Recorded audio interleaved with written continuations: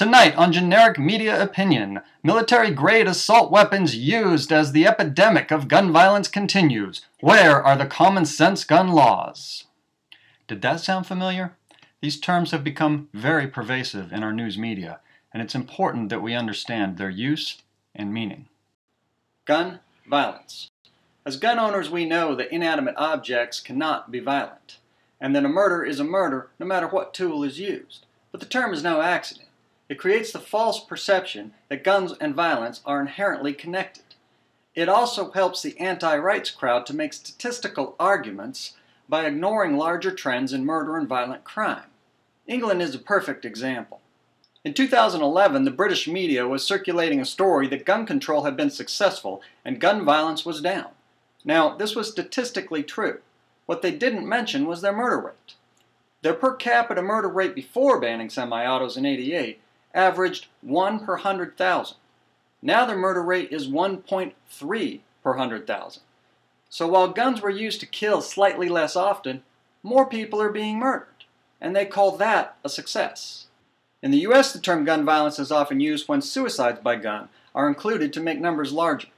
Some would argue that this is valid, but reports from the CDC, the National Academy of Sciences, and others show that gun restrictions do not decrease suicide, murder, or other violent crimes.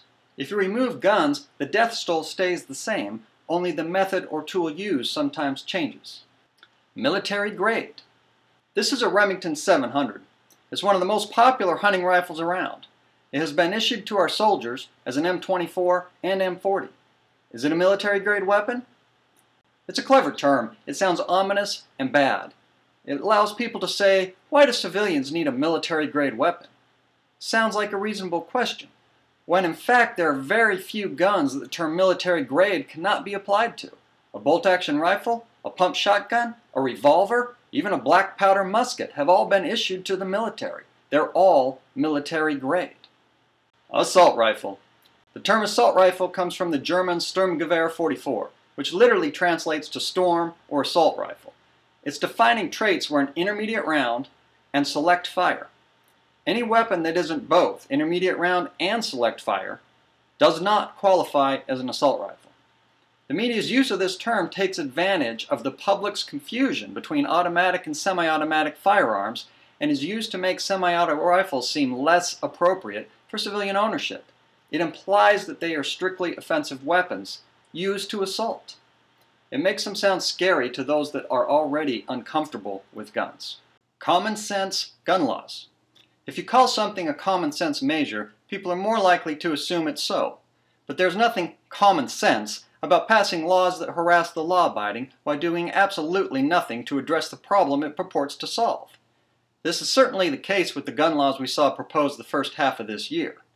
There's also nothing common sense about passing more restrictive laws when the law it replaces is not even enforced. The Common Sense campaign is an effective exercise in incrementalism. When there is a perceived problem, it's relatively easy to convince people that a law only slightly more restrictive than the status quo is common sense.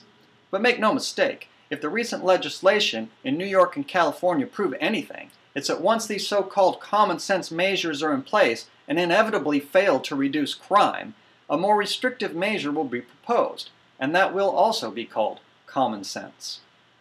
The battle for our gun rights needs to take place on many fronts: the legislator, the courts, and the voting booth. But it's important to remember that voters decide who legislates and indirectly who sits on the Supreme Court.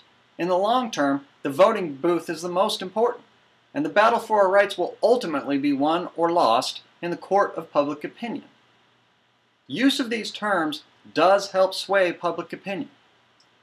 If this is sounding a little like a conspiracy theory, let me share a quote from former director of the CDC, Dr. Mark Rosenberg.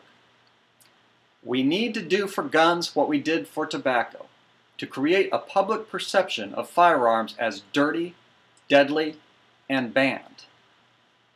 Well, if that's not clear enough, in '95, Eric Holder, our current Attorney General, announced a campaign to connect guns and violence in the media every day, saying, and I quote, "to really brainwash people into thinking about guns in a vastly different way."